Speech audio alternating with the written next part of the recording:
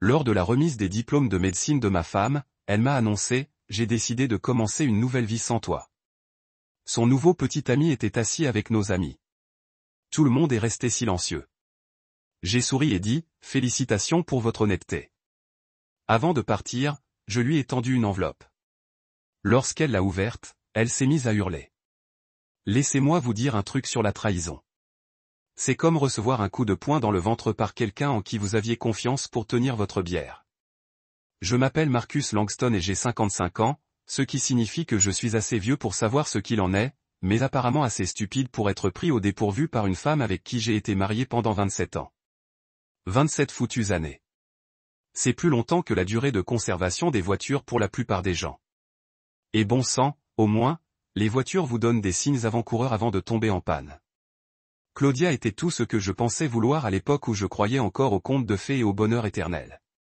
Elle était brillante, le genre d'intelligence qui me rendait à la fois fier et légèrement intimidé lors des dîners. Elle était motivée, ambitieuse, et il y avait cette flamme dans les yeux quand elle parlait de devenir médecin. J'ai succombé à ce feu comme un papillon à une flamme. Et apparemment, je me suis brûlé, tout aussi prévisible. Je l'ai soutenue à chaque instant, vraiment à chaque instant. La licence, c'est fait. Les candidatures en médecine, c'est reparti. Ces rotations nocturnes épuisantes où elle rentrait à la maison ressemblant à une figurante de The Walking Dead, avec une triple vérification, une soupe maison et des discours d'encouragement. J'étais comme sa pom-pom girl personnelle, son conseiller financier et son soutien émotionnel, le tout réuni en un seul et même ensemble dévoué. Et voici comment elle m'a remercié. Voilà la gratitude que j'ai reçue pour être le mari le plus solidaire du monde. Imaginez. C'est le jour de sa remise de diplôme de médecine. Le centre de congrès de San Diego est bondé de familles, d'amis et de compositions florales à rendre un directeur de pompe funèbre jaloux. Je suis assis au 3e rang, vêtu de mon plus beau tailleur, le bleu marine qu'elle m'a choisi à Noël dernier, et je suis extrêmement fier. Ma femme, le médecin. Enfin, après toutes ces années de nouilles ramen, de manuels scolaires d'occasion et de mes heures supplémentaires pour nous maintenir à flot, nous avions franchi la ligne d'arrivée. Claudia était absolument radieuse sur cette scène. Ses cheveux blonds étaient parfaitement coiffés, c'est un maquillage impeccable, et elle portait cette robe couleur crème qui coûtait probablement plus cher que ma première voiture. Quand on l'a appelée, Dr Claudia Langston, je jure que ma poitrine s'est bombée comme un pan. C'est ma femme, me suis-je dit. On a réussi. Elle a traversé la scène avec l'assurance de quelqu'un qui vient de conquérir l'Everest et des talons aiguilles. Le diplôme est tombé dans ses mains parfaitement manucurées et elle s'est tournée vers la foule avec ce sourire éclatant qui aurait pu alimenter tout le bâtiment. Le photographe prenait des clichés. Les familles applaudissaient et, pendant un instant, tout s'est déroulé comme prévu. Puis elle a fait quelque chose qui me fait encore monter la tension rien que d'y penser. Elle s'est dirigée vers le micro, celui qu'ils utilisent pour les annonces spéciales, et l'a tapoté 2 fois. Le retour a sifflé dans l'auditorium comme une banshee qui passe une mauvaise journée. Tout le monde s'est tu très vite. Excusez-moi, a-t-elle dit, sa voix portant ce ton faussement doux que j'aurais dû reconnaître comme un signal d'alarme. J'ai quelque chose d'important à dire. Je pensais qu'elle allait me remercier, peut-être faire un discours sincère sur la façon dont nous avions fait tout cela ensemble, sur le fait que j'avais été son rock, son partenaire, son plus grand soutien. J'étais déjà gêné par les éloges publics, préparant mentalement mon humble salut à la foule. Au lieu de cela, elle m'a regardé droit dans les yeux et, je jure, elle m'a regardé fixement comme un sniper visant sa cible, et a dit dans le micro, clair comme le jour. Marcus, j'ai décidé de commencer une nouvelle vie sans toi. Le silence qui a suivi était si épais qu'on aurait pu le couper au scalpel. Et croyez-moi, dans une salle remplie de professionnels de la santé, ce n'est pas peu dire. Puis l'enfer s'est déchaîné. Des exclamations ont fusé de tous les coins de l'auditorium, comme si quelqu'un venait d'annoncer que l'apocalypse allait commencer au dessert. Les chaises ont raclé le sol tandis que les gens se tournaient vers moi. Certains sous le choc, d'autres avec cette fascination morbide que l'on éprouve lorsqu'on assiste à un drame en direct. Quelqu'un au fond laissa tomber sa coupe de champagne, et le bruit de son éclat résonna dans le silence stupéfait comme un point d'exclamation sur la pire phrase de ma vie. Mais voilà le hic. Alors que tout le monde perdait la tête, je l'ai repéré. Le docteur Théo Barrett, assis là, parmi nos amis communs, ceux avec qui j'avais fait des barbecues et partagé des dîners de Thanksgiving pendant des années. Ce petit interne en neurologie suffisant, qui semblait tout droit sorti d'un casting de série médicale, avec ses cheveux parfaitement ébouriffés et ses lunettes de créateur. Il souriait, un sourire narquois, comme s'il venait de gagner au loto, et que j'étais le pigeon qui avait acheté le billet perdant. Bon, la plupart des gens dans ma situation auraient fait deux choses, soit s'effondrer en sanglots, soit se mettre à crier et à balancer des objets comme s'ils auditionnaient pour une émission de télé-réalité. Mais vous savez ce que j'ai fait? Je n'ai pas bronché. Même pas un tout petit peu. Au contraire, j'ai souri. Un sourire sincère qui a probablement semé la confusion chez tous ceux qui regardaient ce spectacle. Je me suis levé lentement, j'ai redressé ma cravate et j'ai regardé ma future ex-femme avec le calme que l'on ressent lorsqu'on a 3 coups d'avance. Félicitations pour ton honnêteté, Claudia, ai-je dit, assez fort pour que tout le monde l'entende. Ma voix était posée, maîtrisée, peut-être même un peu amusée. C'est réconfortant d'entendre enfin la vérité de ta bouche.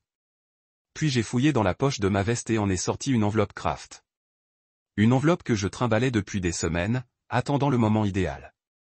Je suis monté sur scène comme si j'acceptais un prix, j'ai gravi ces 3 petites marches avec la dignité d'un homme qui savait quelque chose que personne d'autre dans cette salle ne savait, et je la lui ai remise là, devant Dieu, ses camarades, nos amis et probablement la moitié du corps médical de San Diego. Votre cadeau de fin d'études, ai-je dit avec un clin. Flexibilité morale. Oh, Marcus, ça va tellement mieux. Vous voyez, l'une des personnes avec lesquelles Théo a décidé de partager sa victoire romantique était la docteure Jennifer Martinez, qui se trouve être le chef de la médecine interne à Scrip et un ami personnel proche de la docteure Patricia Wong, qui siège au sein du comité d'examen des résidences. Petit monde, non? La belle chose à propos de la communauté médicale est qu'elle est construite sur les relations professionnelles, la réputation et la confiance. Lorsque vous avez affaire à la vie des gens, les collègues doivent savoir que vous êtes fiable, éthique et capable de prendre de bonnes décisions sous pression.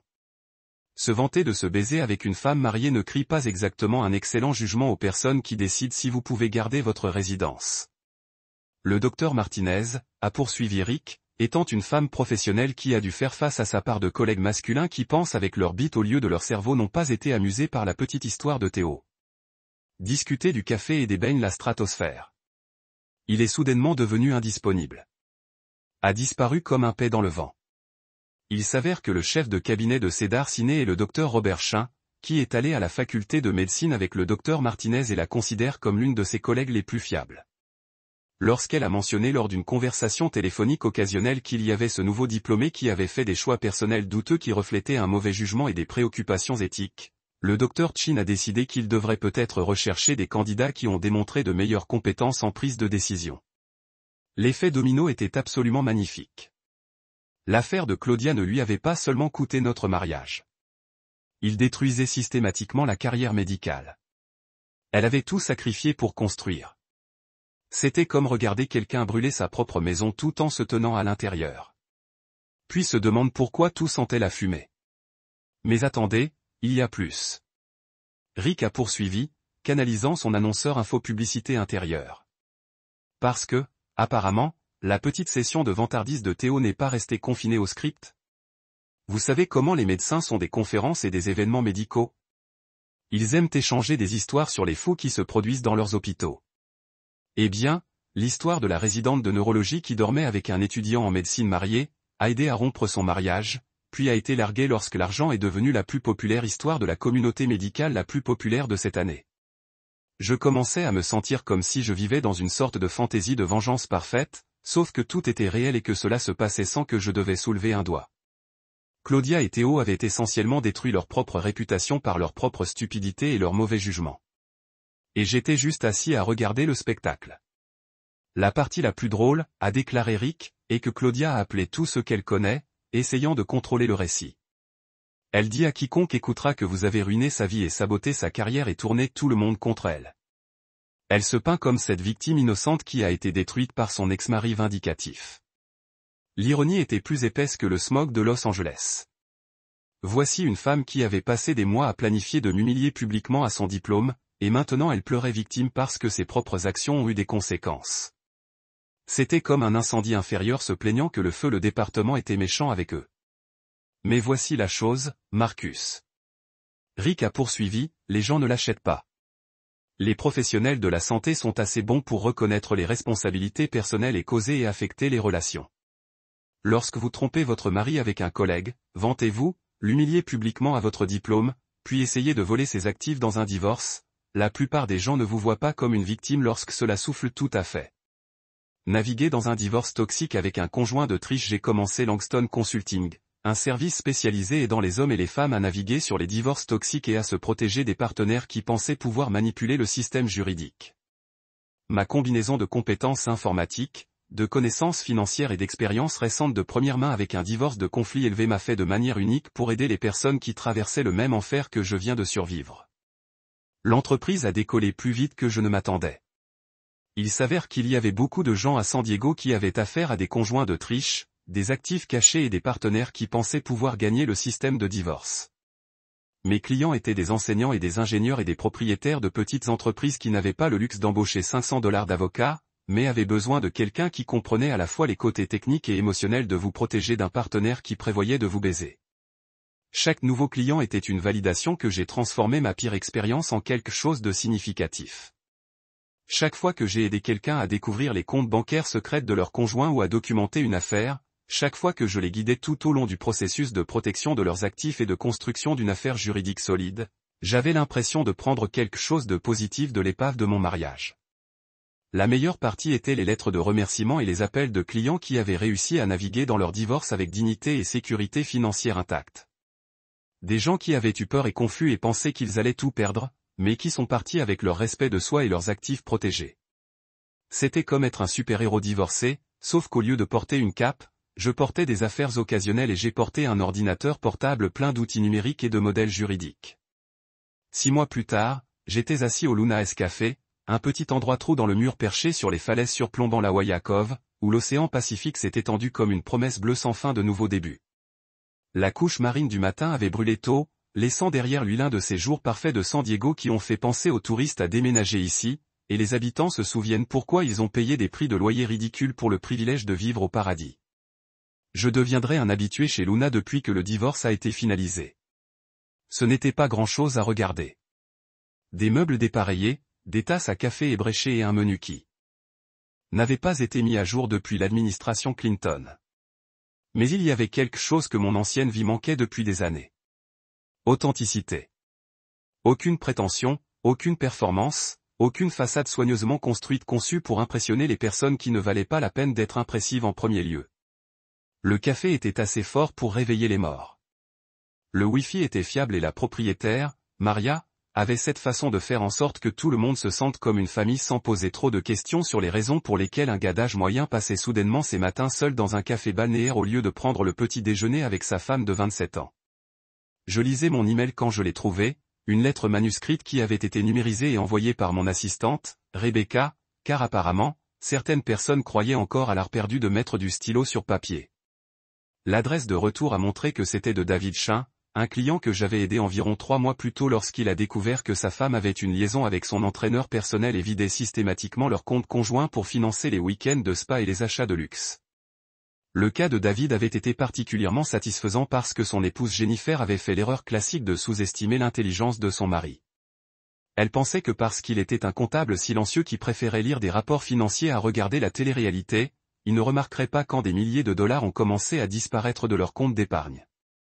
Grande erreur. David avait peut-être été silencieux, mais il était également méticuleux, attentif, et une fois qu'il m'a embauché, absolument impitoyable pour protéger ses actifs. J'ai déplié la lettre et commencé à lire, et honnêtement, c'était mieux que n'importe quelle critique de performance que j'ai jamais reçue de mes jours d'entreprise. Cher Marcus astérisque, je voulais écrire cette lettre pendant des semaines, mais je voulais attendre que tout soit complètement réglé avant de mettre ma gratitude en mots. Aujourd'hui marque 3 mois depuis que mon divorce a été finalisé et je suis assis dans mon nouvel appartement, que je possède. Merci à votre aide, réfléchissant à la différence de ma vie si je ne vous avais pas trouvé. Lorsque Jennifer m'a servi avec des papiers de divorce, j'ai été dévasté. Pas seulement parce que mon mariage était terminé, mais parce que je me sentais tellement stupide de ne pas avoir vu les signes plus tôt. Je pensais que j'allais tout perdre. La maison, mes économies de retraite, probablement la moitié de mon entreprise. Mes amis ne cessaient de me dire de lui donner ce qu'elle voulait et de passer à autre chose. Ce combat serait trop cher et trop douloureux. Mais vous m'avez aidé à comprendre quelque chose de crucial. Il y a une différence entre abandonner et céder. Vous m'avez montré que je n'avais pas besoin d'être victime de l'égoïsme et des choix pauvres de quelqu'un d'autre. Plus important encore, vous m'avez aidé à me souvenir de mon astérisque de valeur. Le travail de comptabilité médico-légale que vous avez fait était incroyable. Je n'aurais jamais trouvé ces cartes de crédit cachées ou le compte bancaire secret qu'elle avait ouvert avec son nom de jeune fille. Je n'aurais jamais pensé à vérifier les avances de fonds ou à documenter ces modèles de dépenses. Sans cette preuve, elle serait partie avec la moitié de tout ce que j'avais travaillé 30 ans pour construire. Et je me serais demandé comment j'avais été si aveugle. Mais au-delà de l'expertise technique, vous m'avez donné quelque chose de plus précieux. Vous m'avez aidé à comprendre que me protéger n'était pas cruel ou vindicatif. C'était nécessaire. Vous m'avez appris que les gens qui mentent, trichent et volent ne méritent pas d'être récompensés pour leur comportement, même si ces gens étaient la personne la plus importante de votre monde. Le règlement était tout ce que vous aviez prédit que ce serait. Jennifer a obtenu exactement ce qu'elle avait contribué à notre mariage, ce qui n'était essentiellement rien. Et j'ai gardé tout ce que j'avais gagné et sauvé. Elle était furieuse, bien sûr, mais furie ne paie pas de facture juridique ou de loyer, et son avocat l'a finalement convaincu de conclure l'accord parce que c'était la seule affaire qu'elle allait obtenir. Je sais que vous entendez probablement cela de beaucoup de vos clients, mais vous m'avez littéralement sauvé la vie. Pas seulement ma vie financière, mais ma vie réelle. J'étais tellement déprimé et vaincu quand tout cela a commencé que je ne dormais pas, je ne mangeais pas, je ne prenais pas soin de moi. J'avais l'impression d'avoir échoué à la chose la plus importante qu'une personne puisse faire, en choisissant le bon partenaire et en construisant une vie ensemble. Astérisque. Vous m'avez aidé à réaliser que je n'avais pas échoué à rien. J'avais été trahi par quelqu'un en qui je faisais confiance, mais c'était son échec, pas le mien. Vous m'avez aidé à voir que la loyauté, l'honnêteté et le travail acharné ne sont pas des défauts de caractère qui vous rendent vulnérables. Ce sont des vertus qui vous rendent précieuses. Maintenant, je me réveille chaque matin dans un espace complètement à moi, entouré de choses que j'aime vraiment au lieu de choses que quelqu'un d'autre a choisies pour moi. Je mange ce que je veux, regarde ce que je veux, je prends des décisions en fonction de ce qui a du sens pour ma vie au lieu de ce qui évite le conflit avec un partenaire qui planifie déjà sa sortie de toute façon. Je sois à nouveau ensemble. Rien de sérieux encore, mais je rencontre des gens qui semblent authentiques et gentils. Je ne suis pas désespéré de trouver quelqu'un pour me terminer parce que je me suis souvenu que j'étais déjà complet. Je n'ai pas peur d'être seul parce que j'ai appris la différence entre être seul et être seul. Vous m'avez aidé à me souvenir de ma valeur. Marcus, tu m'as aidé à comprendre que je méritais mieux que ce que j'acceptais, et tu m'as donné les outils pour l'exiger. J'espère que vous savez combien cela signifie pour quelqu'un qui pensait qu'il allait tout perdre à quelqu'un qui ne le méritait jamais en premier lieu. Avec gratitude et respect, David Astérisque, j'ai replié la lettre et je me suis assis dans ma chaise, en regardant l'océan où une gousse de dauphin faisait un spectacle pour les touristes ci-dessous. La gratitude dans les mots de David m'a frappé plus fort que je ne m'attendais. Non pas parce que j'avais besoin de validation, mais parce que cela m'a rappelé quelque chose que j'avais presque oublié dans tout le chaos et les manœuvres juridiques et la planification stratégique de l'année écoulée. J'avais aidé quelqu'un à les avoir vraiment aidés d'une manière qui comptait. Pendant 27 ans, je pensais que mon objectif était de soutenir les rêves de Claudia, ce qui lui permet de réussir, d'être le fondement qui lui a permis de construire quelque chose d'incroyable. J'ai défini ma valeur à travers ses réalisations et mesuré mon succès par la façon dont je pouvais faciliter ses objectifs. Quand elle a jeté tout ça pour une aventure avec le Dr Pretty Boy, j'avais l'impression d'avoir perdu non seulement mon mariage, mais mon identité. Mais assis là dans le café de Luna en lisant la lettre de David, j'ai réalisé quelque chose qui aurait dû être évident des mois plus tôt. Je n'avais pas perdu mon but quand Claudia est partie. Je l'avais trouvé. Langston Consulting n'était pas seulement une entreprise. C'était une mission. Chaque client qui est entré dans mon bureau était quelqu'un qui avait été trahi par la personne en qui il avait le plus confiance. Quelqu'un qui se sentait stupide et vaincu et convaincu qu'il était sur le point de perdre tout ce qu'ils avaient travaillé pour quelqu'un qui ne le méritait pas. C'étaient toutes des versions de l'homme que j'avais 6 mois plus tôt dans ce public du centre de congrès, ignorant complètement que sa femme était sur le point de nouer leur mariage à la télévision en direct. La différence était que maintenant je pouvais les aider à le voir venir et se battre. Mon téléphone a bourdonné un texte de Rebecca. Nouvelle consultation client prévue mardi. Le mari soupçonne que la femme a une liaison avec son partenaire commercial et cache des actifs. Cela semble familier?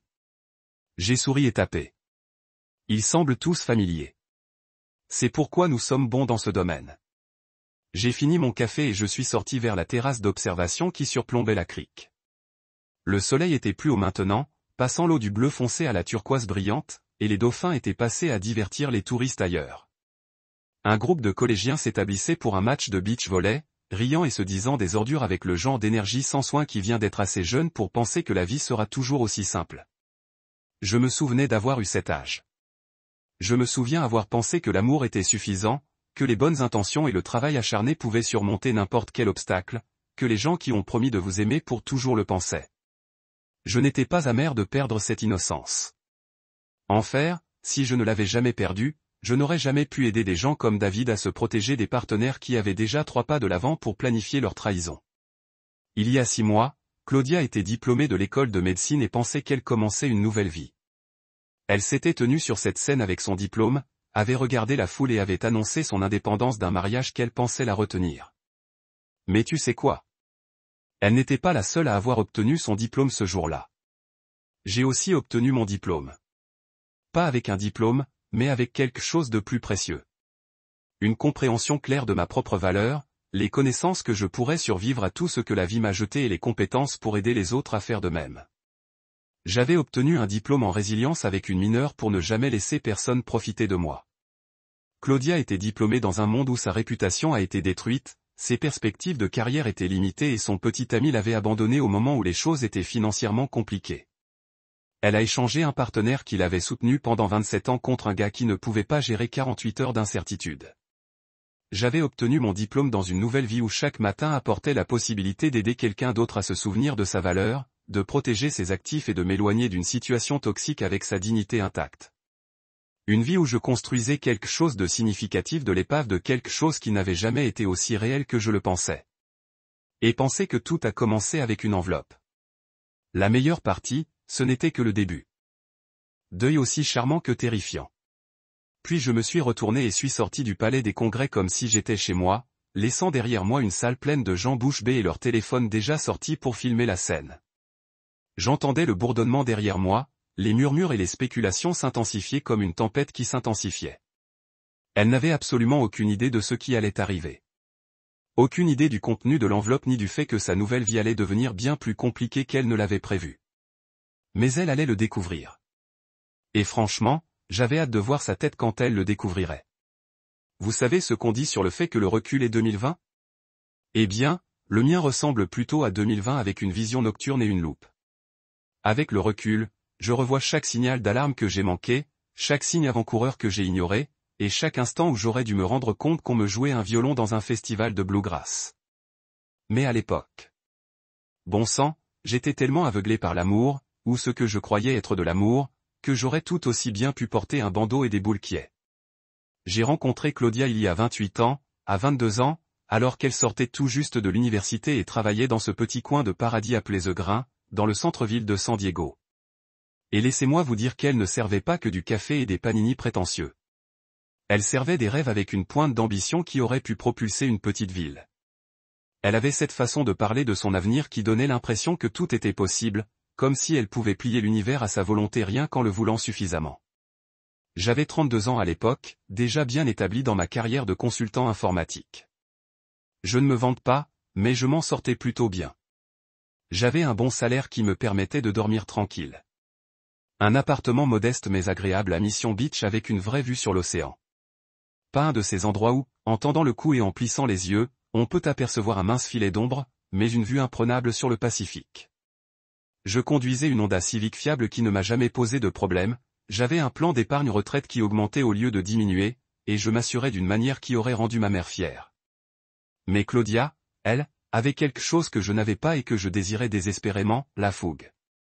Une ambition pure et sans faille, si intense qu'elle aurait pu mener des navires à bon port. Lorsqu'elle parlait de devenir médecin, son visage s'illuminait comme celui d'un enfant le matin de Noël. Son regard était mi-déterminé, mi-rêve, et tout simplement irrésistible. Elle voulait aider les gens, faire la différence, avoir une importance qui allait au-delà de la simple réparation d'ordinateur ou du dépannage réseau. Je suis tombé amoureux, et je dis bien plus fort qu'un étudiant ivre qui dévale les escaliers d'une fraternité. Elle était tout ce que je pensais avoir besoin chez une partenaire, assez intelligente pour me mettre au défi, assez belle pour me faire sentir comme le plus chanceux du monde, et assez motivée pour m'inspirer à devenir meilleur. Que demander de plus? Alors, quand elle m'a parlé de son projet quand elle allait à la faculté de médecine, qu'elle économisait chaque pourboire et faisait des doubles journées pour payer les cours de préparation au MACAT, qu'elle rêvait de porter une blouse blanche avec son nom brodé dessus, je ne me contentais pas de la soutenir. J'y ai mis le paquet, comme un joueur avec la main chaude et les poches pleines de jetons. Au fil des années qui ont suivi, je suis devenu son distributeur automatique personnel, son coach de vie et son équipe de pom-pom girls, tout cela réuni en un seul et même package dévoué. Je travaillais de longues heures qui se prolongeaient en semaines plus longues, acceptant tous les petits boulots et projets freelance qui me tombaient sous la main. Je l'ai fait. Mettre en place des réseaux pour des petites entreprises, réparer des serveurs en panne à 2 heures du matin, créer des sites web pour des gens qui pensaient que le cloud n'était que la météo. Si c'était rentable et qu'il fallait un ordinateur, j'étais votre homme. L'appartement à Mission Beach, disparu. Elle l'a vendu pour l'aider à payer ses études de médecine, car apparemment devenir médecin coûte plus cher qu'acheter un petit pays. Mais bon, c'était un investissement pour notre avenir, non? Notre avenir. J'ai dû utiliser cette phrase 1000 fois, me forçant à chaque sacrifice comme si c'était le cas. La décision financière la plus judicieuse depuis l'achat d'actions Apple dans les années 80. Je lui préparais ses déjeuners pendant ses rotations nocturnes brutales où elle rentrait chez elle en titubant comme une figurante d'un film d'apocalypse zombie. Des sandwichs à la dinde dont la croûte avait été coupée parce qu'elle était trop fatiguée pour bien mâcher. De la soupe maison et des thermos que je lui livrais personnellement à l'hôpital pendant ses pauses de 15 minutes. Des barres énergétiques, des fruits, des petits mots d'encouragement écrits sur des serviettes en papier, tout le soutien d'un mari qui aurait fait pleurer de joie le docteur Phil.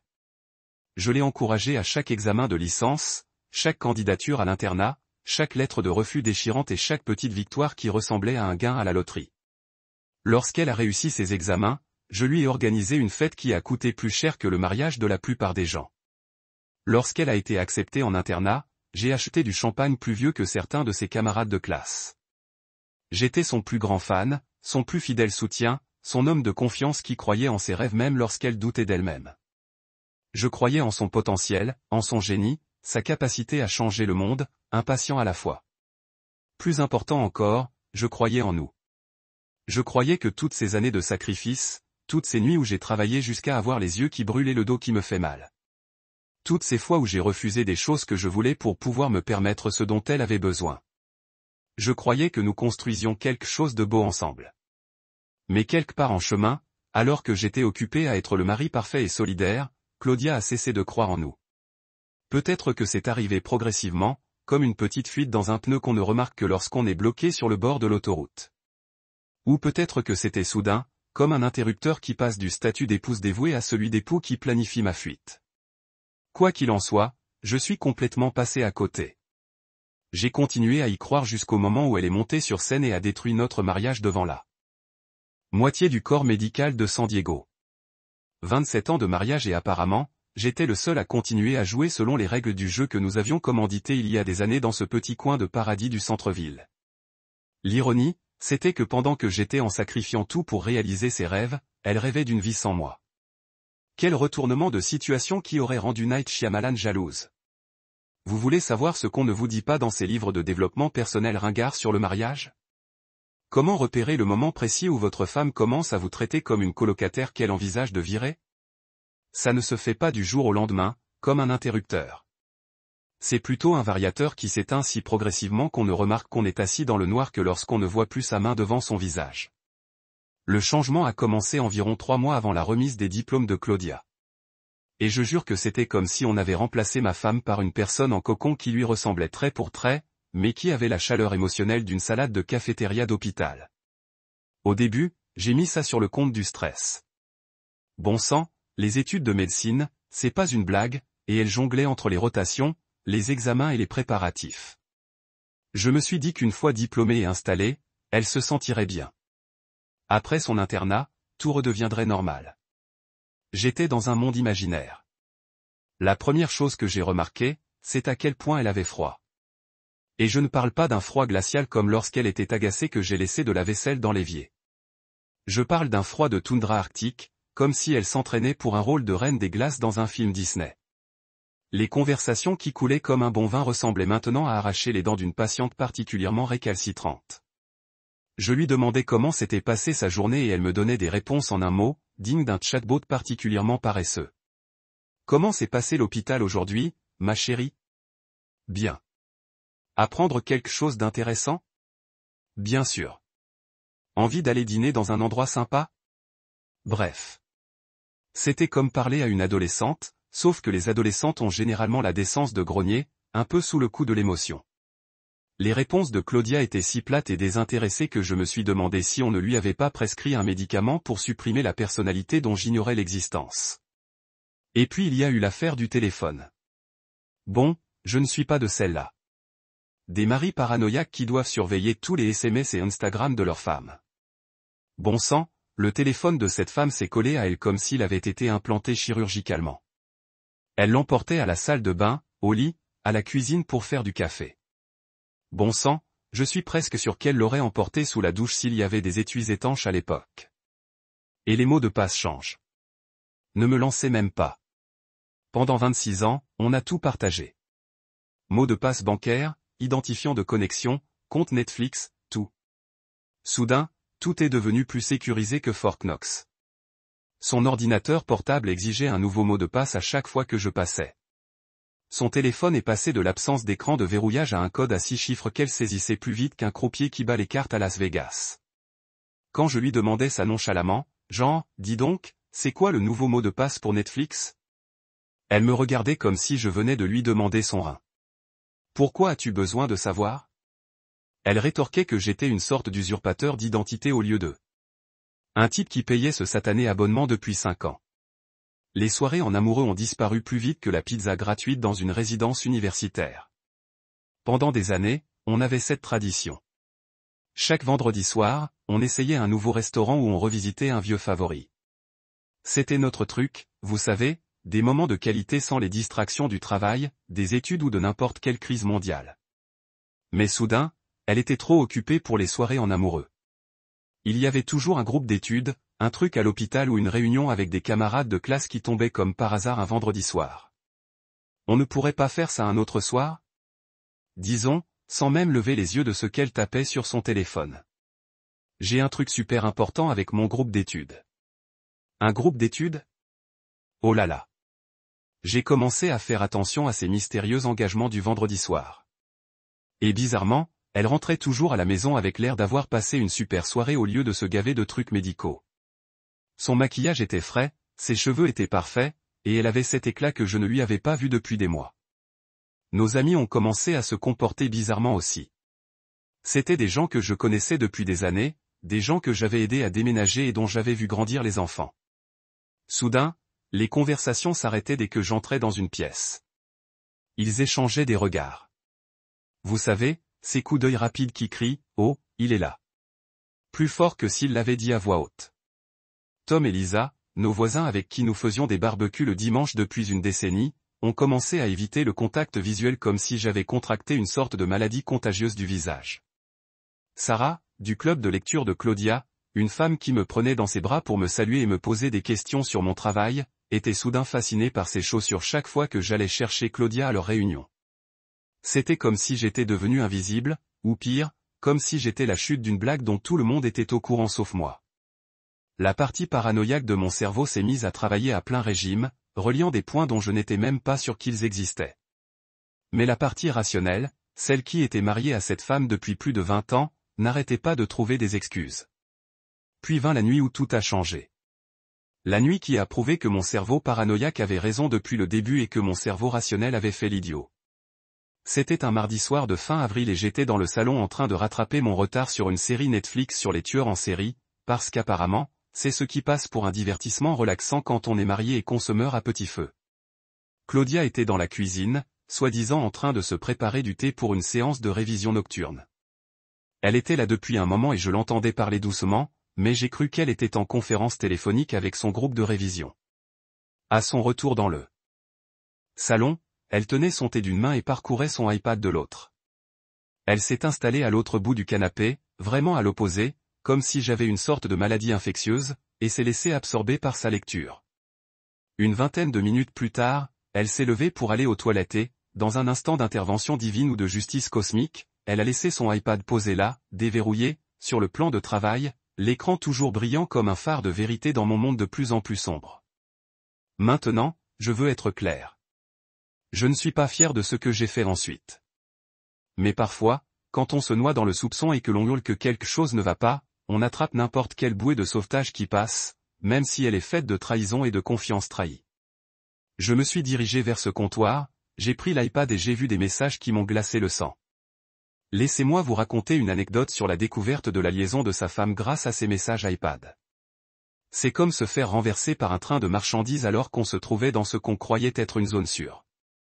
Ces échanges de textos entre Claudia et le docteur Théo Barrett disaient, comme un cours magistral sur la trahison, avec suffisamment de preuves pour faire pleurer de joie un procureur. Des messages dragueurs à faire rougir un adolescent. Des confirmations de réservation d'hôtels pour des endroits où je n'étais certainement pas invité et des messages vocaux où il riait de mon ignorance. Il n'en a aucune idée. Encore un peu, avait-elle dit dans l'une d'elles, ricanant comme s'il préparait une fête surprise au lieu de me détruire complètement. Mais voilà le problème avec le fait d'être un homme qui travaille dans ce domaine depuis 20 ans, je sais gérer les preuves numériques comme un expert médico-légal sous l'effet de la caféine et d'une colère justifiée. J'ai pris des captures d'écran de tout. Chaque texto de drague, chaque reçu d'hôtel, chaque message vocal où l'on parlait de moi comme si j'étais une sorte de distributeur automatique ambulant trop stupide pour remarquer qu'on le braquait. L'appareil photo de mon téléphone a fait des heures supplémentaires cette nuit-là, capturant suffisamment de preuves pour remplir une petite bibliothèque consacrée à la trahison conjugale. La meilleure chose à faire aurait été de la confronter sur le champ. De lui brandir ses captures d'écran sous le nez et d'exiger des explications comme un mari lésé dans un feuilleton télévisé. Mais vous savez quoi? Je ne suis pas arrivé là où j'en suis en prenant des décisions émotionnelles alors que la logique me serait plus utile. Au lieu de cela, j'ai fait quelque chose qui aurait rendu Sonu fier. Je suis parti en guerre, mais discrètement, méthodiquement, avec la patience d'un grand maître d'échecs préparant un échec et mat à 15 coups de distance. J'ai joué mon rôle comme si je méritais un Oscar du meilleur acteur dans un drame conjugal. Un mari bienveillant, oui. Un partenaire confus mais fidèle, oui. Ce type avait vu tous les tours possibles, toutes les histoires à pleurer, toutes les tentatives de manipulation des conjoints infidèles. Il regarda mes preuves et sourit comme un enfant à qui on vient d'annoncer Noël avant l'heure. Marcus, dit-il en s'adossant à son fauteuil en cuir. Je fais ce métier depuis 23 ans, et j'ai rarement vu une affaire aussi riche en arguments. Votre femme a été extrêmement négligente. Nous avons tout examiné avec la rigueur d'un audit du fisc, dossier financier remontant à 5 ans, relevé de cartes de crédit, transactions bancaires, portefeuille d'investissement, tout le bazar financier. Et c'est là que nous avons découvert quelque chose qui a fait grimper ma tension artérielle comme une fusée en orbite. Claudia avait ouvert des comptes sans me le dire. Des comptes secrets où elle avait lentement canalisé l'argent, comme un terme financier, rongeant nos ressources communes. Apparemment, pendant que je faisais des heures supplémentaires pour financer ses rêves d'études de médecine, elle travaillait sans relâche pour planifier sa stratégie de sortie.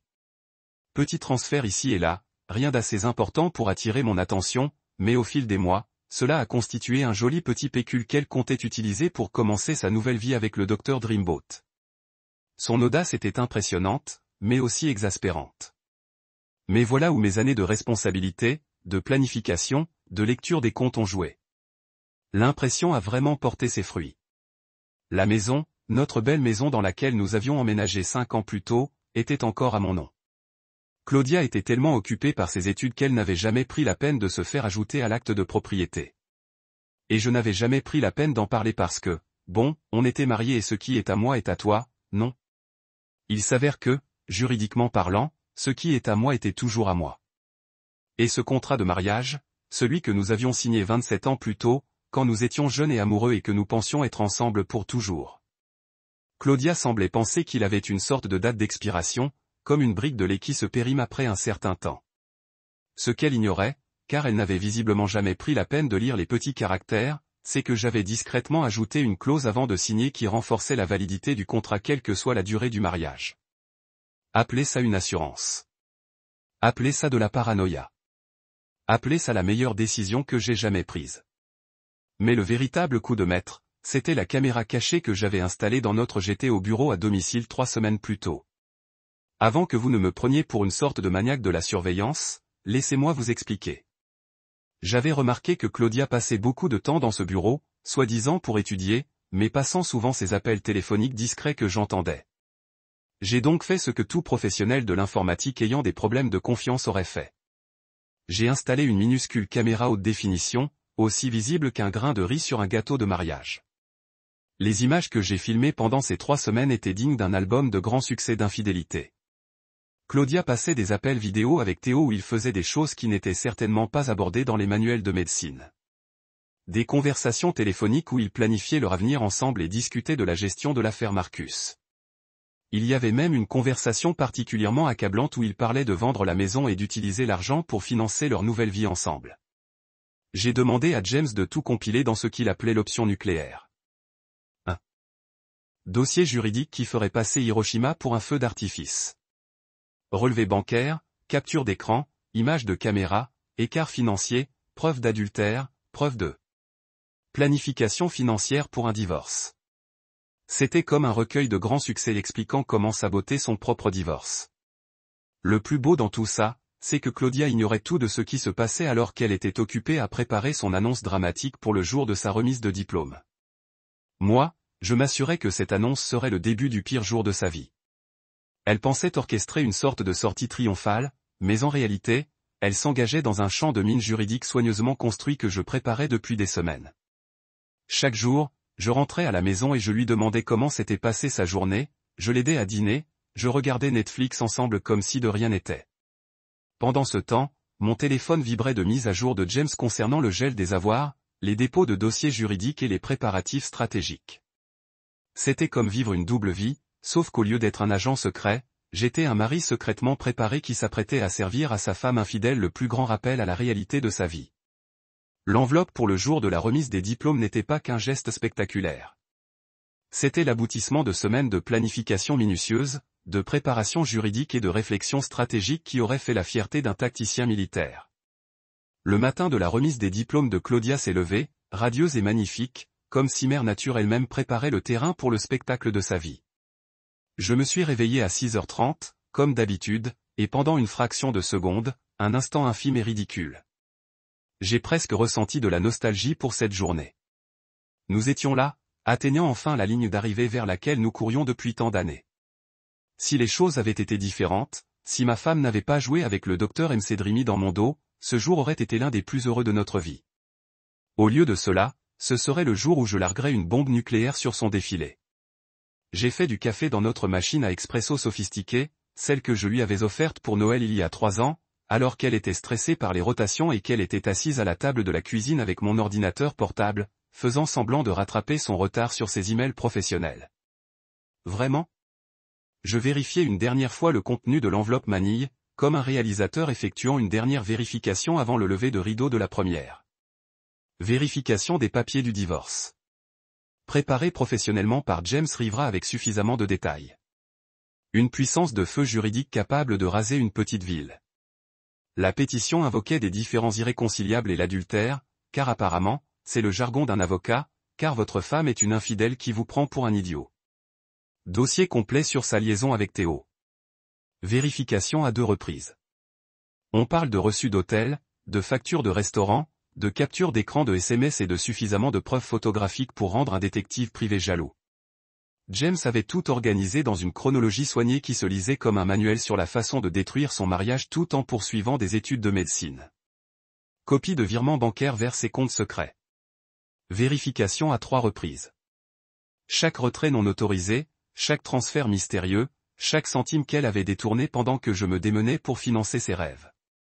L'infidélité financière était presque aussi impressionnante que l'infidélité sexuelle, d'une manière complètement exaspérante. Et le joyau de la couronne, une déclaration sous serment signée de Tony Maroney, le détective privé que j'avais engagé pour la suivre pendant 6 semaines. Cet homme avait été policier pendant 15 ans avant de passer au privé. Et il a documenté la liaison de Claudia et Théo avec la minutie de quelqu'un qui monte un dossier pour le FBI. Photos, vidéos, témoignages du personnel de l'hôtel qui les reconnaissait comme des habitués. Tony les avait même surpris main dans la main dans le parking de l'hôpital, où il se croyait apparemment invisible. L'ensemble ressemblait à un album de grand succès de la trahison, ficelé professionnellement et prêt pour sa première. Claudia est descendue vers 20 h, déjà vêtue de sa toge et de sa casquette pour les photos ultérieures. Elle était absolument radieuse. Ses cheveux étaient parfaitement coiffés. Son maquillage était impeccable, et elle portait cette robe couleur crème sous sa robe de remise de diplôme qui coûtait probablement plus cher que les mensualités de la plupart des gens. L'espace d'un instant, je me suis souvenu pourquoi j'étais tombé amoureux d'elle il y a toutes ces années. Elle était magnifique, brillante, et sur le point d'accomplir quelque chose d'incroyable. Dommage qu'elle ait aussi été une menteuse et tricheuse qui me prenait trop stupide pour remarquer qu'elle prévoyait de me larguer le plus beau jour de sa carrière.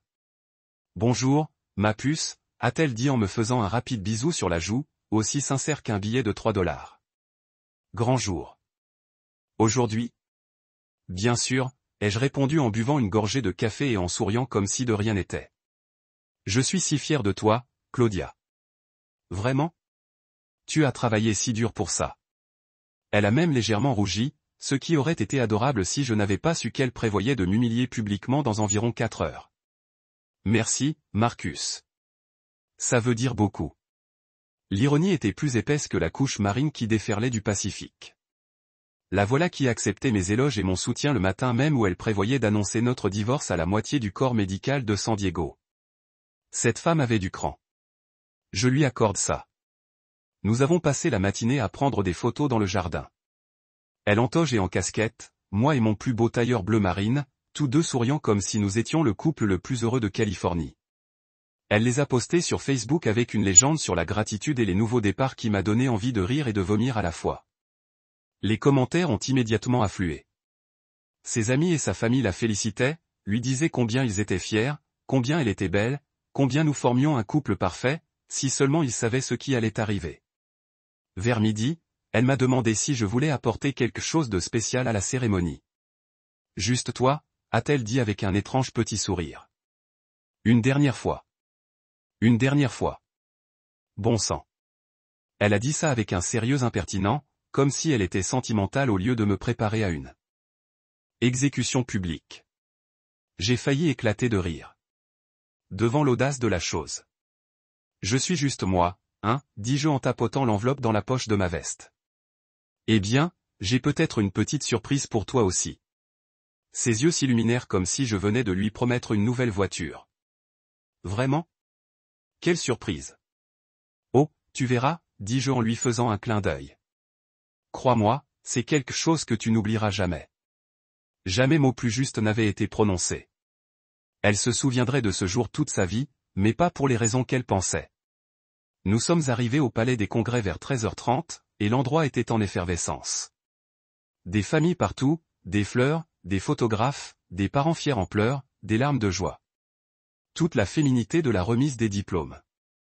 J'ai joué mon rôle à la perfection, serrant la main des familles de ses camarades, félicitant les autres diplômés, me comportant comme le mari fier et ravi de voir sa femme enfin réaliser ses rêves. Pendant ce temps, cette enveloppe dans la poche de ma veste semblait peser 22 kilos. Chaque fois que quelqu'un me félicitait pour la réussite de Claudia, chaque fois que quelqu'un me disait combien nous avions de la chance de nous avoir, chaque fois que quelqu'un mentionnait que nous formions un couple parfait, je devais me mordre la langue pour ne pas rire. La cérémonie a commencé à 15 heures précises. Je les ai regardés depuis mon siège au 3e rang. Appelés nom après nom. Tandis que des familles fières acclamaient et que les appareils photo étincelaient, tandis que les rêves se réalisaient tout autour de moi. Lorsqu'ils ont appelé le docteur Claudia Langston, j'ai véritablement ressenti un moment de fierté sincère. Malgré tout, elle avait travaillé d'arrache-pied pour ce moment. Et aussi horrible qu'elle ait pu être, obtenir un doctorat en médecine était tout de même un exploit impressionnant. Elle a traversé la scène comme si le monde lui appartenait, et pendant quelques secondes, ce fut le cas. Le diplôme lui est tombé entre les mains. Le photographe a immortalisé l'instant et elle s'est tournée vers la foule avec ce sourire éclatant qui m'avait charmé pendant 27 ans. Puis elle s'est dirigée vers le micro et j'ai su que Showtime était enfin arrivé. Sortir de ce palais des congrès après avoir remis l'enveloppe à Claudia, c'était comme sortir d'un immeuble en feu. On sait que tout va s'effondrer, mais pour l'instant, on est à l'air libre et on respire l'air pur. Les portes automatiques se sont refermées derrière moi, coupant court au brouhaha des voix confuses et aux halètements choqués qui commençaient à peine à s'accumuler à l'intérieur. J'ai eu peut-être 30 secondes de paix avant que l'enfer ne se déchaîne. Et j'allais savourer chaque seconde. Le parking ressemblait à un sanctuaire comparé au chaos que je venais de déchaîner. Le soleil de San Diego tapait fort, faisant scintiller l'asphalte comme de l'eau, et une douce brise soufflait du port, chargée d'une odeur de sel et de liberté. J'ai desserré ma cravate, pris une grande inspiration et me suis dirigé vers ma voiture avec cette confiance sereine qui naît de la certitude d'avoir joué la main parfaite dans une partie où tout le monde pensait avoir des as. J'étais peut-être à mi-chemin de ma Honda quand je l'ai entendu. Son cri. Et laissez-moi vous dire, ce n'était pas n'importe quel cri. C'était le genre de cri primitif, profond comme celui de quelqu'un qui vient de réaliser que son monde soigneusement construit s'est effondré comme un château de cartes dans un ouragan. Il a traversé le bruit ambiant de la circulation et des bavardages familiaux comme une alarme incendie dans une bibliothèque. Et je jure que tous les spectateurs sur ce parking se sont tournés vers le palais des congrès. Marcus, Marcus, qu'est-ce que c'est? Que as-tu fait? Même à travers les murs épais. Et porte close, sa voix portait un désespoir qui aurait rendu une banshee fière. Je pouvais presque imaginer ce qui se passait à l'intérieur. Claudia se tenait là, dans sa robe de remise de diplôme, cette enveloppe en papier craft déchirée dans ses mains, les papiers du divorce éparpillés à ses pieds comme des confettis à la pire fête du monde. Son maquillage parfait commençait probablement à couler. Ses cheveux soigneusement coiffés se détachaient. Son moment de triomphe se transformait en l'humiliation la plus publique de sa vie. Je n'ai pas regardé en arrière. Bien sûr que non. Regarder en arrière aurait été comme la femme de l'eau visitant Sodome et Gomorrhe. Rien de bon ne pouvait en sortir. Au lieu de cela, j'ai continué à marcher du même pas mesuré, comme si je me promenais tranquillement, au lieu de fuir le lieu de la crise émotionnelle totale de ma femme. Marcus, cette fois, elle y mettait vraiment du sien. J'entendais le désespoir monter dans sa voix comme une chanteuse jouant des notes hors de portée.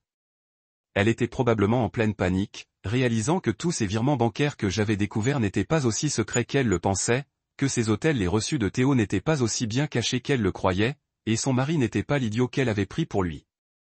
J'ai rejoint ma voiture et pris mon temps pour sortir les clés de ma poche, comme si j'avais passé la journée sans rien faire d'important. La Honda Civic n'avait rien d'extraordinaire. Une berline argentée basique, d'environ 15 ans, avec quelques bosses et rayures qui trahissaient l'histoire d'un homme pragmatique qui achetait des voitures pour se déplacer, pas pour son statut. Mais à cet instant précis, elle ressemblait à un char de la victoire prêt à m'emmener loin du champ de bataille. J'ai déverrouillé la portière, me suis glissé au volant et l'ai refermé avec un bruit sourd et satisfaisant qui m'a isolé du chaos qui régnait derrière moi.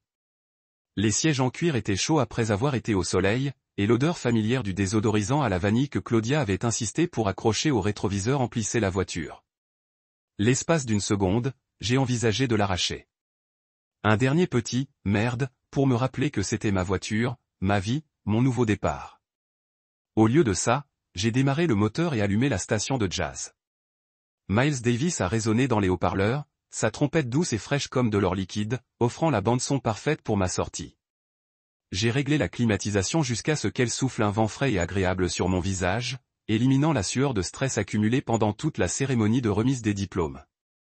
Mon téléphone s'est mis à vibrer comme une guêpe en colère coincée dans un bocal. Premier texto. Mec, qu'est-ce qui vient de se passer?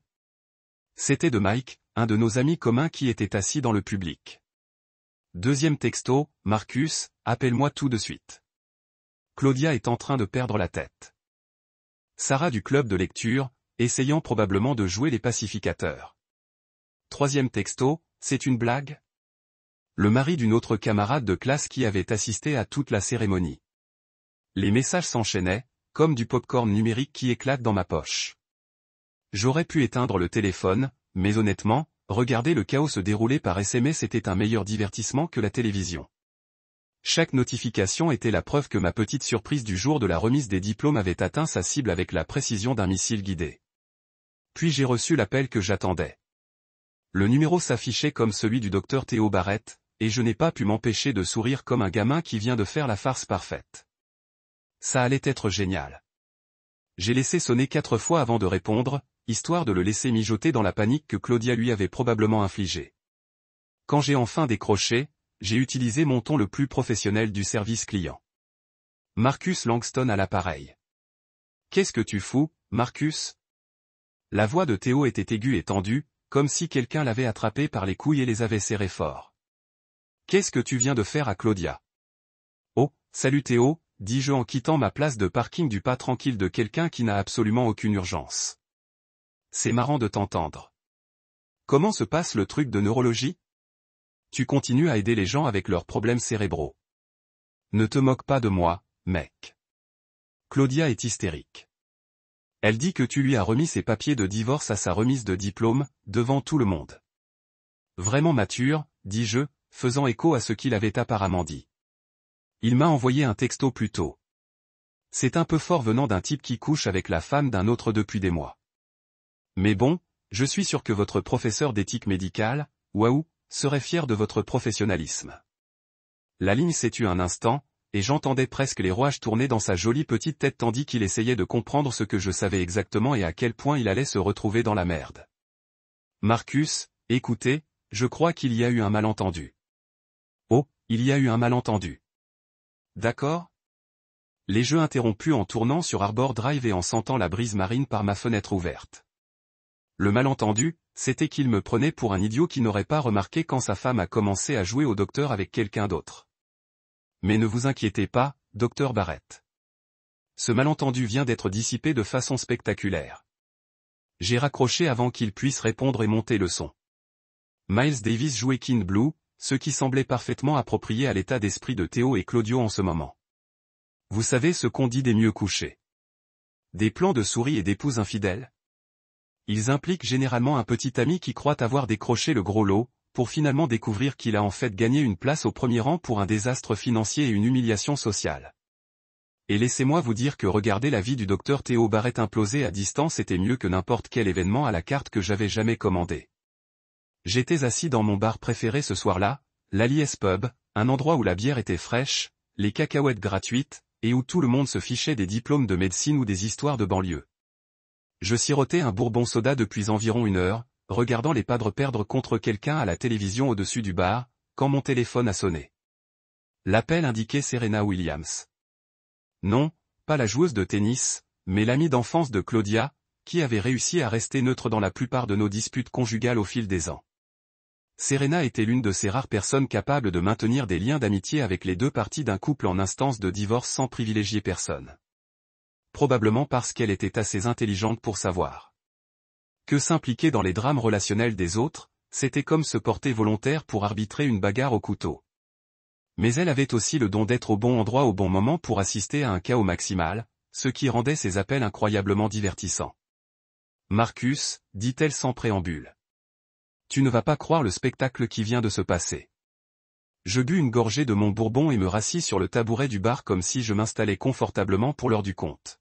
« Oh, je crois que j'ai une idée, mais s'il te plaît, éclaire-moi sur les détails sanglants. » Théo n'était pas au courant pour le contrat de mariage, dit-elle, et j'entendais presque la joie dans sa voix. Claudia lui avait promis la maison, Marcus. Elle lui avait dit que vous partageriez tout à 50-50e et qu'il emménagerait dans une maison payée à Mission Hills avec vue sur l'océan. J'ai failli m'étouffer avec mon verre. L'audace était absolument époustouflante. Moi qui pensais que la trahison de Claudia ne pouvait pas être plus insultante, elle avait réussi à me surprendre en promettant pratiquement de me donner. J'ai laissé ma maison à son petit ami. C'était comme découvrir que ta femme ne te trompait pas seulement. Elle vendait aussi ta voiture et disait à son petit ami qu'il pouvait la garder. Tu es sérieux, là? Ai-je demandé. Même si je savais que Serena ne m'appellerait pas pour me raconter des ragots, sauf si c'était absolument vrai. Elle lui a promis ma maison. Ta maison? Tes comptes retraite? Probablement ton rein gauche s'il en avait besoin. Serena a continué, elle lui dit depuis des mois que tu es une sorte de lâche qui te laisserait tomber et lui donnerait tout ce qu'elle voulait pendant le divorce. Apparemment, elle t'a dépeint comme un type triste et désemparé, si reconnaissant d'être marié à un médecin qu'il était prêt à lui donner la moitié de ses économies pour éviter les conflits. Le portrait qu'elle dressait était si ridicule que j'ai éclaté de rire. Pas un rire amer et colérique, mais un amusement sincère devant la stupidité des promesses de Claudia.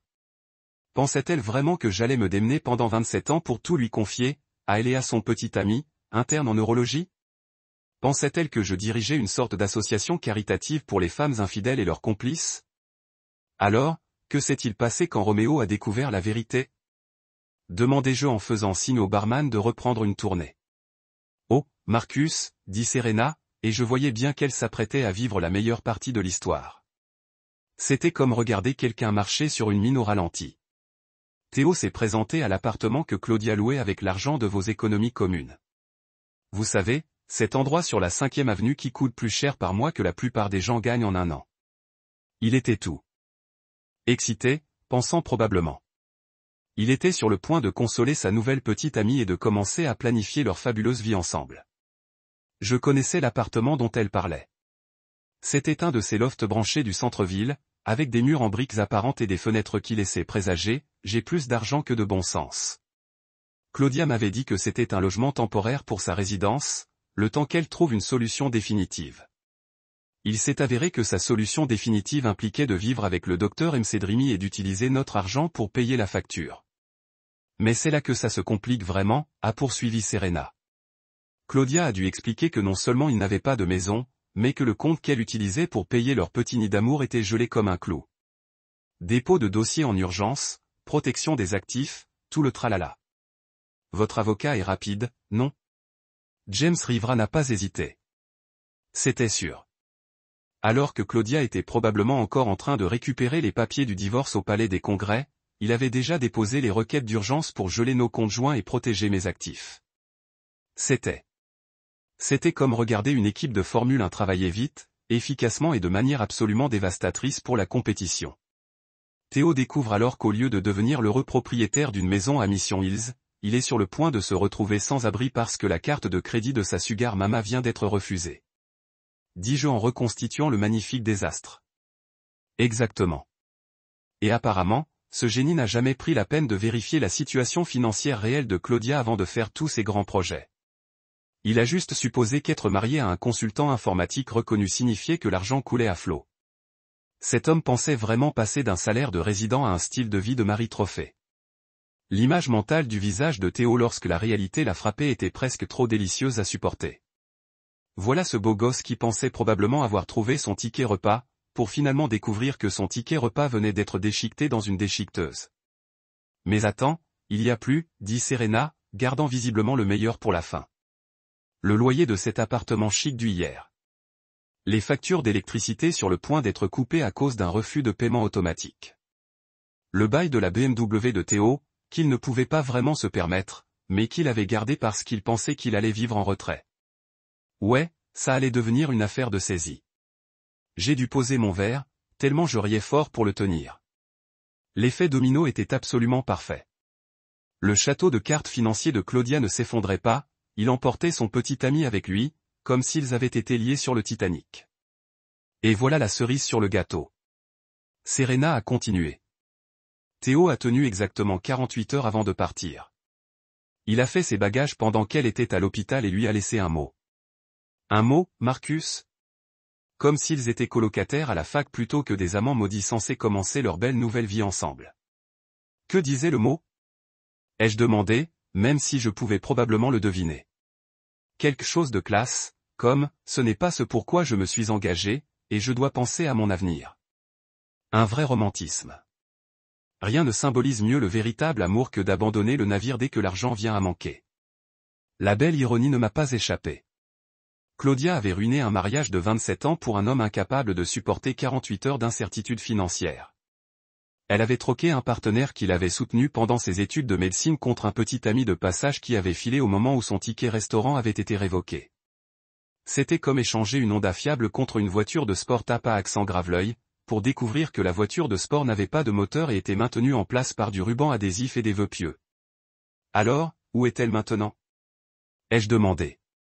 Aux dernières nouvelles, elle appelait tous ses amis pour trouver quelqu'un qui pourrait lui prêter de l'argent pour le loyer. Il s'avère que la plupart des gens ne sont pas disposés à financer quelqu'un qui vient d'humilier publiquement son mari lors d'une cérémonie de remise de diplôme. Parfait. Absolument parfait.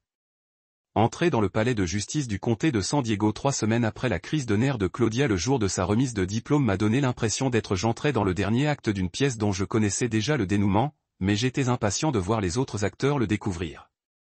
Le bâtiment lui-même était une de ces imposantes structures gouvernementales conçues pour vous faire sentir petit et intimidé. Sol en marbre, au plafond et ce genre d'éclairage fluorescent qui donne l'impression que tout le monde souffre d'une maladie chronique. Mais je ne me sentais ni petit ni intimidé. Franchement, j'avais l'impression d'être un quarterback entrant sur le terrain avec 20 points d'avance et le manuel de jeu de l'équipe adverse dans ma poche arrière. James Rivera m'attendait dans le hall, comme s'il sortait tout droit d'un thriller judiciaire où les gentils gagnent toujours. Cet homme avait cette façon de porter un costume qui laissait penser qu'il pouvait acheter et vendre la moitié des personnes présentes sans effort. Sa serviette était en cuir précieux, probablement plus cher que le salaire mensuel de la plupart des gens. Et il la portait avec l'assurance de quelqu'un qui n'avait jamais perdu un procès. Il voulait vraiment gagner. Prêt pour ça? Demanda-t-il en ajustant sa cravate avec une précision désinvolte. D'un chirurgien se préparant à une opération. Je suis prêt depuis 3 semaines, ai-je répondu en redressant ma cravate, la même bleu marine que j'avais portée à la remise des diplômes de Claudia. Parce que je suis sentimental comme ça. Allons voir l'avocat de ma femme tenter de convaincre un juge que l'adultère et la fraude financière méritent une récompense. Nous avons franchi le contrôle de sécurité et sommes montés au 3e étage où la salle d'audience 3B nous attendait pour ce que James avait promis comme étant la confrontation juridique la plus unilatérale depuis la rencontre de David et Goliath. Sauf que cette fois, David avait apporté une mitraillette. Le couloir était rempli de la galerie habituelle de personnages qu'on attend au tribunal des affaires familiales, des avocats en costumes coûteux, des futurs démasqués évitant le contact visuel, et une hostilité à peine contenue qui ferait vibrer une petite ville. C'est là que je l'ai vue. Claudia était assise sur un banc à une dizaine de mètres. Et pendant un instant, j'ai failli ne pas la reconnaître. La femme, qui était radieuse à sa remise des diplômes, avait maintenant l'air d'avoir été renversée par un camion, renversée par là elle avait été obligée d'expliquer à sa compagnie d'assurance pourquoi le camion était le résultat de ses propres mauvais choix de vie. Ses cheveux, parfaitement coiffés pour la cérémonie, semblaient maintenant coupés elle-même avec des ciseaux de cuisine. Ses vêtements étaient froissés, son maquillage minimaliste, et elle avait ce regard vide qui suggérait qu'elle dormait autant qu'une jeune maman avec des jumeaux souffrant de coliques. La transformation était si spectaculaire qu'elle en était presque triste. Presque. À côté d'elle se trouvait son avocate, Victoria Sterling. Et je devais féliciter Claudia d'avoir trouvé quelqu'un qui avait l'air du rôle. Sterling était l'un de ces avocats spécialisés dans les divorces de renom, spécialisé dans la représentation des épouses lésées et l'obtention d'indemnisation maximale pour les maris infidèles. Elle était grande, blonde, et portait le genre de tailleur-pantalon qui criait « Je mange les comptes bancaires des hommes au petit déjeuner » et les arrosait de larmes. Malheureusement pour elles deux, ce n'était pas le genre de cas où l'épouse lésée prend la moitié de tout parce que son mari n'arrivait pas à se retenir. C'était le cas inverse. Et voir Sterling réaliser que ça allait être plus divertissant qu'une séance de binge-watching sur Netflix. Lorsque notre affaire a été appelée, nous sommes tous entrés dans la salle d'audience comme des acteurs prenant place pour la scène finale. L'honorable juge, Patricia Hernandez, présidait depuis son banc avec une autorité sans fioriture qui laissait entendre qu'elle connaissait toutes les histoires larmoyantes, toutes les tactiques de manipulation et tous les artifices juridiques que des conjoints en instance de divorce désespérés pouvaient imaginer. La juge Hernandez devait avoir la cinquantaine avancée, ses cheveux grisonnants tirés en arrière par un lien pratique et son regard perçant lui permettait de repérer les personnes à travers une salle d'audience bondée. Elle avait traité des affaires familiales pendant plus de 20 ans, ce qui signifiait qu'elle avait développé une immunité aux larmes de crocodile et un mépris particulier pour ceux qui pensaient pouvoir déjouer le système judiciaire. Sterling s'est levée la première, probablement pour planter le décor avant que James ne lance des bombes juridiques comme s'il dirigeait un orchestre de destruction financière. Elle s'est lancée dans ce qui était, j'en suis sûr, son introduction habituelle, un récit touchant. D'une épouse dévouée qui avait sacrifié ses rêves pour soutenir la carrière de son mari, pour finalement être cruellement abandonnée au moment même où elle atteignait enfin son propre succès. Votre honneur, commença Sterling, la voix chargée d'une juste dose d'indignation. Ma cliente, le docteur Claudia Langston, a consacré les plus belles années de sa vie à soutenir son mari tout en poursuivant ses études de médecine. Elle lui faisait entièrement confiance, a travaillé sans relâche pour construire leur avenir ensemble, et se retrouve aujourd'hui abandonnée alors qu'elle commence à récolter les fruits de son travail acharné. J'ai admiré sa performance. Si je n'avais pas connu la véritable histoire, j'aurais peut-être eu pitié de cette pauvre épouse abandonnée, dépeinte comme la victime de la crise de la quarantaine d'un mari sans cœur. Sterling m'a donné l'impression que je m'étais réveillé un matin et que j'avais décidé d'échanger ma fidèle épouse contre un mannequin plus jeune, avec une voiture de sport et un intérêt soudain pour les implants capillaires. Le docteur Langston réclame un partage équitable des biens matrimoniaux, a poursuivi Sterling, y compris la maison familiale, les comptes de retraite et une pension alimentaire raisonnable. Elle passe du statut d'étudiante à celui de médecin praticienne. Après 27 ans de mariage, elle mérite sécurité et stabilité alors qu'elle entame ce nouveau chapitre de sa vie. Lorsque Sterling eut terminé sa plaidoirie, la juge Hernandez se tourna vers James avec une expression qui suggérait qu'elle se préparait aux artifices juridiques qu'il allait déclencher. James se leva avec l'assurance désinvolte d'un homme sur le point de s'amuser. Il se dirigea vers la table des preuves, prit un épais dossier qui semblait contenir les documents du Pentagone et se tourna vers le juge avec un sourire à faire frémir un requin. « Votre honneur » commença-t-il d'une voix calme et autoritaire qui fit légèrement pencher en avant toutes les personnes présentes. « J'apprécie l'interprétation créative des faits de M. Sterling, mais je crains que les preuves ne racontent une histoire bien différente. » Il ouvrit le dossier et en sortit la première pièce, une copie de notre contrat de mariage, avec ses sceaux officiels et ses signatures notariées qui semblaient plus authentiques qu'un document officiel. Il y a 27 ans, M et Madame Langston ont signé ce contrat de mariage. Il décrit clairement la répartition des biens en cas de divorce. L'accord est valide, contraignant et a été signé de plein gré par les deux parties après consultation d'un avocat indépendant. Sterling sursauta comme si elle avait été piquée au vif. « Votre honneur, ma cliente était jeune et naïve lorsqu'elle a signé cet accord. Elle n'en avait aucune idée. » Madame Sterling, interrompit le juge Hernandez d'un ton à glacer le sang. « Vous aurez l'occasion de présenter vos preuves. Veuillez laisser Monsieur Rivera poursuivre. » James hocha respectueusement la tête et poursuivit sa démolition juridique. « De plus, votre honneur, le contrat prénuptial contient une clause spécifique qui renforce sa validité quelle que soit la durée du mariage, clause ajoutée à l'insistance de Monsieur Langston, soucieux de protéger les biens accumulés avant le mariage. » J'observai le visage de Claudia tandis que cette information s'imprégnait. Le contrat prénuptial qu'elle avait apparemment cru avoir une date d'expiration, comme une brique de lait, était non seulement toujours valable, mais aussi inviolable. Son expression était celle d'une personne réalisant qu'elle avait joué au poker avec un jeu de cartes auquel il manquait tous les as. Mais James ne faisait que commencer. Il sortit la pièce à conviction suivante, des relevés bancaires montrant les comptes secrets de Claudia et des virements non autorisés. Votre honneur, ces relevés financiers montrent que Madame Langston a systématiquement transféré des fonds du mariage vers des comptes secrets. À l'insu de son mari et sans son consentement. Au cours des 8 derniers mois, elle a transféré environ 47 000 $ de comptes d'épargne et de comptes courants communs vers des comptes personnels ouverts sous son nom de jeune fille. Le juge a haussé les sourcils comme une fusée. Les transferts financiers non autorisés pendant un mariage étaient une affaire sérieuse, et non le genre de choses qui vous rendait sympathique aux yeux des juges des affaires familiales, confrontés à ce genre de situation au quotidien. Puis est venu le moment crucial, l'épreuve d'adultère.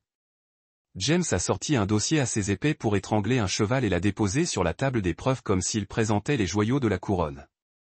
Votre honneur, nous disposons de nombreux documents sur la liaison extra-conjugale de Madame Langston avec le docteur Theodore Barrett, notamment des reçus d'hôtel, des SMS, des preuves photographiques et une déclaration sous serment d'un détective privé agréé. Sterling avait l'air d'avoir reçu un coup de 2x4 au visage. Claudia est devenue pâle comme un linge, et j'ai pu voir ses mains trembler de l'autre côté de la salle d'audience. Cela ne se déroulait pas comme prévu. Plan, sauf le mien et celui de James. La juge Hernandez a examiné le contrat prénuptial avec la minutie de quelqu'un habitué aux manœuvres rapides dans son tribunal. Elle a examiné les signatures, vérifié les dates, lu les clauses pertinentes et hoché lentement la tête en évaluant les implications juridiques. Le contrat prénuptial semble valide et contraignant, a-t-elle déclaré, et j'ai presque pu entendre le monde de Claudia s'écrouler autour d'elle. Les écarts financiers sont préoccupants et les preuves d'adultère sont nombreuses. Sterling a fait une dernière tentative désespérée pour sauver quelque chose des décombres. Votre honneur, ma cliente a été victime de violences psychologiques et financières. Elle mérite une pension alimentaire pour les années qu'elle a sacrifiées. La juge Hernandez a levé la main comme un agent de la circulation arrêtant une voiture roulant à toute vitesse. Son expression était passée de neutre à une vive irritation, ce qui était exactement le genre d'humeur judiciaire que James espérait cultiver. Monsieur Sterling, a dit la juge, sa voix portant cette sorte de finalité qui signifiait que la conversation était close. Ce tribunal ne récompense pas trahison. Le contrat de mariage est clair. Les preuves de malversation financière sont accablantes, et l'adultère est bien documenté. Madame Langston perd tout droit à une pension alimentaire, et M. Langston conserve tous les biens protégés par le contrat de mariage. Le verdict est tombé comme un verdict de juge dans une affaire capitale, définitif et absolu. Claudia a tout perdu. La maison, les comptes joints, l'épargne retraite, tout espoir de pension alimentaire. 27 ans de mariage, et elle repartait avec exactement ce qu'elle avait apporté. Rien que son diplôme de médecine, et beaucoup de regrets. Vous savez ce qu'on dit des réputations?